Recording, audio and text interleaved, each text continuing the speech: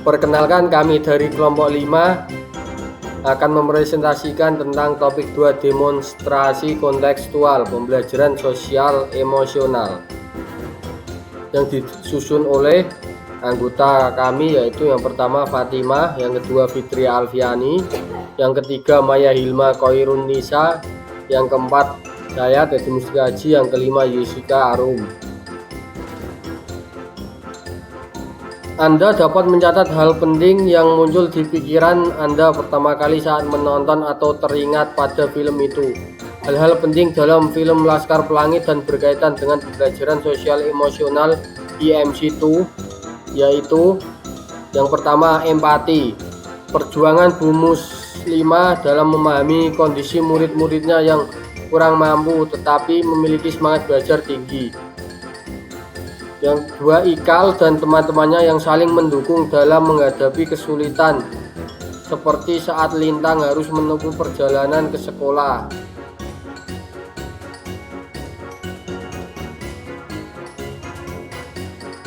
Baik, saya akan melanjutkan penjelasan dari Pak Teddy.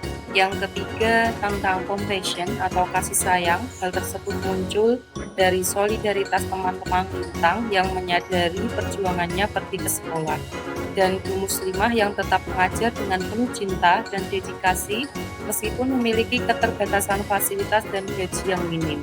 Yang keempat, critical inquiry atau penyelidikan kritis. Hal ini muncul dari semangat anak-anak Laskar Pelangi dalam mempertanyakan dan mengeksplorasi ilmu. Dan yang terakhir, sikap tidak mudah menyerah dalam menghadapi tantangan pendidikan dan ketidakadilan sosial yang terjadi. Selanjutnya, dari film Laskar Pelangi kami belajar bahwa guru memiliki peran besar sebagai agen perubahan.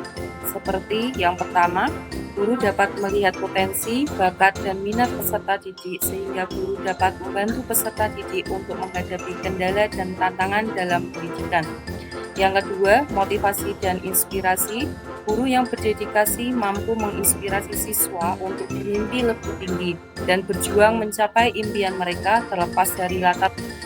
Selanjutnya, alternatif film lain yang berhubungan dengan guru sebagai agen perubahan yang kami tonton yaitu 12 menit kemenangan untuk selamanya.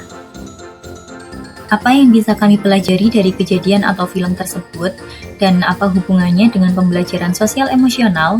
Yang pertama, cerita singkat dari film 12 menit kemenangan untuk selamanya.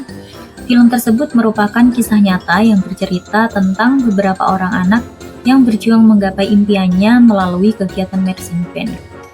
Cerita ini berfokus pada 3 orang anak yang bernama Elaina, Tara, dan juga Lahang, yang ketiganya memiliki latar belakang yang berbeda-beda di kota Bontang. Di film tersebut memperlihatkan bagaimana pelatih mereka dapat menyatukan 130 orang anggota marching band dengan masalah pribadi masing-masing, dan bagaimana pelatih membangun kerjasama tim yang akhirnya membawa kemenangan. Selanjutnya yaitu yang kami pelajari dari film 12 menit kemenangan untuk selamanya. Yang pertama yaitu belajar untuk mengambil pilihan dalam hidup. Yang kedua yaitu semangat, pengharapan, cinta, dan kerjasama dapat mengalahkan kesakitan dan juga kesusahan. Kemudian yang ketiga yaitu perlu adanya kegigihan dan perjuangan yang besar dalam meraih cita-cita yang diinginkan. Yang keempat yaitu jangan mudah putus asa dalam mengejar impian. Kemudian yang terakhir yaitu orang tua memiliki banyak mimpi dan harapan untuk anak-anak mereka. Namun orang tua tidak bisa memaksakan anak untuk menjadi apa yang mereka mau. Sebagai seorang anak harus bisa mengkomunikasikan keinginannya dengan orang tua. Selanjutnya yaitu hubungan dengan pembelajaran sosial emosional. Dalam film 12 menit kemenangan untuk selamanya memiliki banyak hal yang berkaitan erat dengan pembelajaran sosial emosional. Utamanya yang pertama yaitu kesadaran diri atau self-awareness, di mana anggota marching band belajar memahami perasaan, memotivasi, dan tujuan mereka mengikuti latihan. Kemudian yang kedua yaitu manajemen emosi atau self-management. Ditunjukkan dari pemain marching band dalam film tersebut harus mampu mengontrol stres, rasa frustasi, dan ketegangan saat berlatih maupun saat menghadapi kompetisi besar. Mereka juga dituntut memiliki disiplin yang tinggi dan ketahanan mental agar bisa tetap fokus mencapai tujuannya. Aspek selanjutnya yaitu kesadaran sosial atau social awareness, di mana para karakter belajar untuk memahami dan menghargai perasaan satu sama lain. Terdapat rasa empati yang kuat, terutama ketika mereka mendukung satu sama lain dalam menghadapi masalah pribadi maupun kelompok. Aspek yang keempat yaitu keterampilan berhubungan atau relationship skills, di mana pentingnya komunikasi, kerjasama, dan solusi konflik dalam tim marching ditunjukkan. Karakter dalam film juga harus belajar bagaimana menyelesaikan perbedaan, bekerja sebagai tim, dan membangun kepercayaan satu sama lain.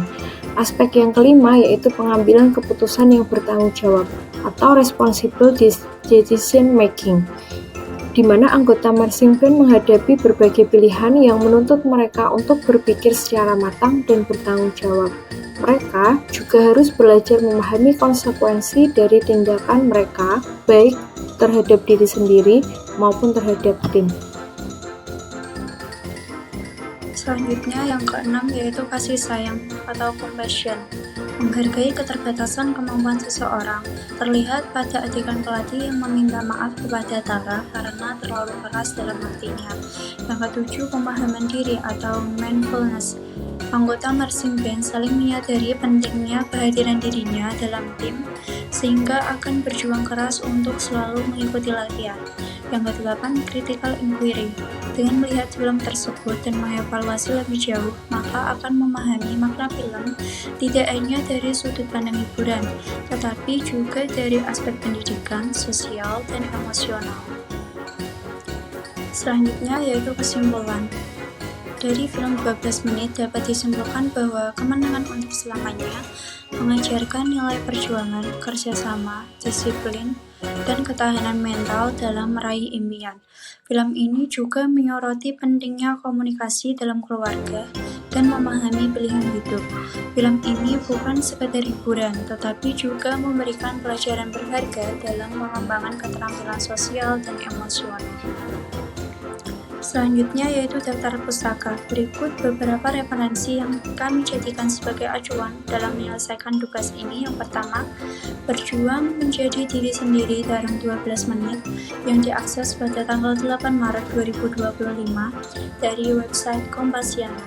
Yang kedua, Film Indonesia 12 menit Kemenangan untuk Selamanya yang diakses pada tanggal 8 Maret 2025 dari website Film Indonesia. Yang ketiga, The Journal Analisis Semiotika Pesan Moral dalam Film 12 menit untuk Selamanya dengan penulis yang bernama Tunggul pada tahun 2015 dari e-Jurnal Ilmu Komunikasi volume 3.3 pada halaman 302 sampai 311.